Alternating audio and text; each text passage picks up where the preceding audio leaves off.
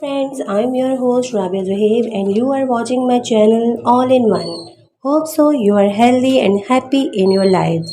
Guys, today's topic is rain. So I'll tell you how can we talk in English about rain. So let's get started our video. आसमान पर काले बादल छा रहे हैं. Rain clouds are massing in the sky. लगता है बारिश होगी.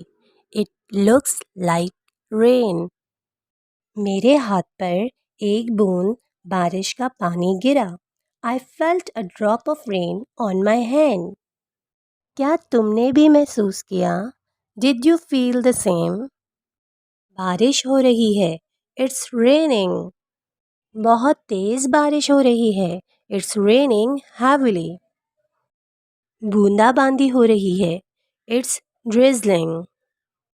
2 दिनों से लगातार बारिश हो रही है. It's been raining non-stop for 2 days. It's raining slightly. हल्की बारिश हो रही है. पूरी रात बारिश हुई. It rained all night. बारिश धीमी हो गई. The rain eased off. बारिश बंद हो गई. The rain has stopped. मैं पूरी तरह बारिश में भीग गई हूँ. I am all soap. मैं बारिश में फंस गई. I got caught in the rain. मुझे बारिश में भीगना पसंद है. I like walking in the rain.